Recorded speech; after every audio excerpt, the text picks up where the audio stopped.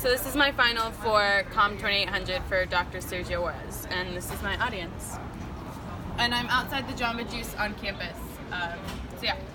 In today's political climate, the reproductive rights of women are in the hands of the public administration, and instead of giving women the basic right to control their bodies, this topic has garnered issues regarding politics and religions. One way that we don't give women the right to control their body is by defunding Planned Parenthood. So millions of women use Planned Parenthood for services other than abortions and rely on Planned Parenthood for routine health checkups. I have done a lot of research on this, and I am a woman, and I have been to Planned Parenthood before, so that's where my credibility stems from. So today I will be informing you on the services Planned Parenthood provides, what a future without it looks like, and how you can take action. So now I'm going to tell you about what Planned Parenthood does and the services they provide. And according to Planned Parenthood's official website, Planned Parenthood offers birth control, STD checks, emergency contraception, and abortion services, amongst other things, but those are like the 4 or 5 things that are most popular. And for Planned Parenthood, abortion stats 3% and 94% are both misleading, written by Michelle Yeehee Lee for the Washington Post.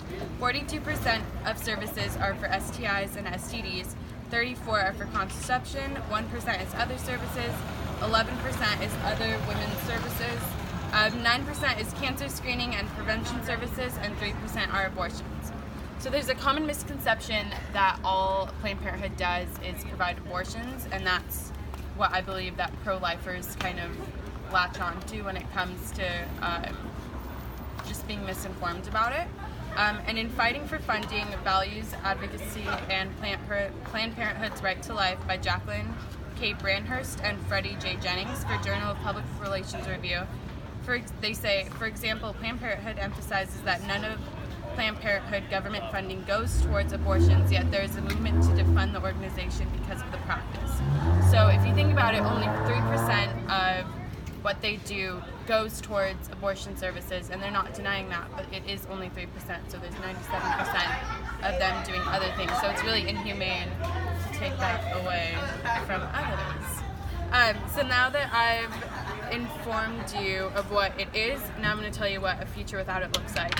So without Planned Parenthood, Medicaid recipients would have to go elsewhere for health services, meaning that the contraception caseload for private health suppliers probably, the threshold would be about triple that. And that's according to defunding Planned Parenthood could overwhelm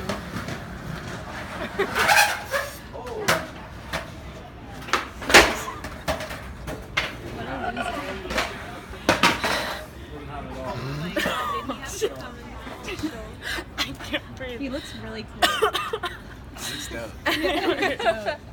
That is according to defunding Planned Parenthood could overwhelm other clinics and leave women with fewer options, by Kim Sofin for the Washington Post.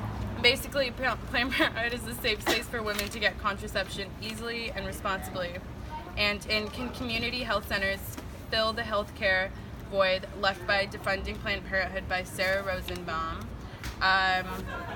She talks about the amount of patients private companies would have because of Medicaid.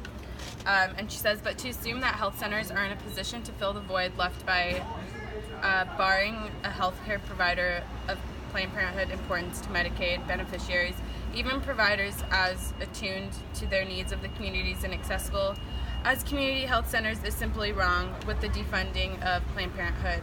The idea that healthcare providers would be able to give women the same services and comfortability is incorrect. And with the Trump administration actually defunding Planned Parenthood under the GOP health bill, there's 3 ways you could take action and donate.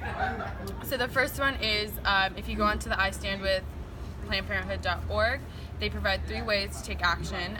The first one is sending an email saying that you won't stand for the attack on healthcare. The second is to change your profile picture with a pink overlay that states hashtag #IStandWithPP.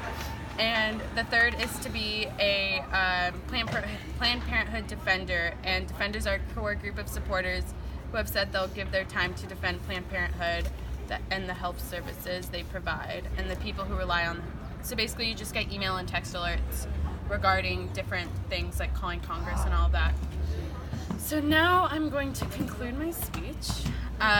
So today I talked about what Planned Parenthood services actually are, then I talked about what a future without it would look like, and how you can take action. And it provides millions